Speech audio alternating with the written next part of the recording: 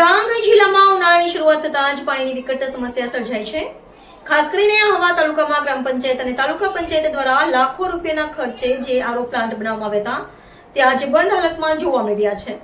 જ્યારે લોકોને ઠંડા અને સ્વચ્છ પાણીની સૌથી વધુ જરૂર છે ત્યારે આ સુવિધાઓ માત્ર કાગળ પર જ સીમિત રહી ગઈ હોય તેવું લાગી રહ્યું છે। આહવામાં પીવાના પાણીની બુમરાણ, લાખોના ખર્ચે બનેલા આરઓ પ્લાન્ટ શોભાના ગાંઠિયા સમાન। ડાંગ જિલ્લાના આહવા તાલુકામાં ઉનાળાની શરૂઆત સાથે જ પીવાના પાણીની ગંભીર સમસ્યાએ માથું ઊંચક્યું છે। એક તરફ કાળઝાળ ગરમી પડી રહી છે ત્યારે બીજી તરફ ગ્રામ પંચાયત અને તાલુકા પંચાયત દ્વારા પ્રજાની સુવિધા માટે બનાવવામાં આવેલા આરઓ પ્લાન્ટ હાલ બંધ હાલતમાં જોવા મળી રહ્યા છે। તંત્રની બેદરકારીને કારણે સ્થાનિક લોકોએ ટીપે ટીપે પાણી માટે વલખા મારવાની નોબત આવી છે।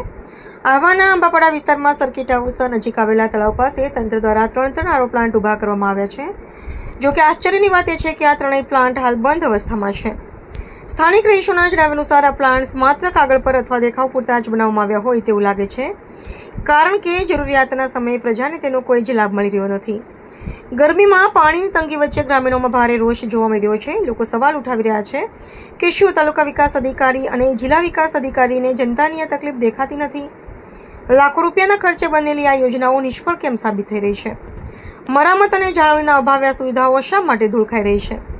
સ્થાનિક રહેવાસીઓએ જિલ્લા વહીવટીતંત્ર પાસે માંગ કરી છે કે બંધ પડેલા આરઓ પ્લાન્ટને તાત્કાલિક ધોરણે રિપેર કરવામાં આવે જેથી લોકોને શુદ્ધ અને પીવાલાયક પાણી મળી શકે। હવે જોવાનું એ રહ્યું કે કુંભકર્ણની નિદ્રામાં પડેલું તંત્ર ક્યારે જાગે છે અને આહવાની જનતાને પાણીની આફતમાંથી મુક્તિ અપાવે છે।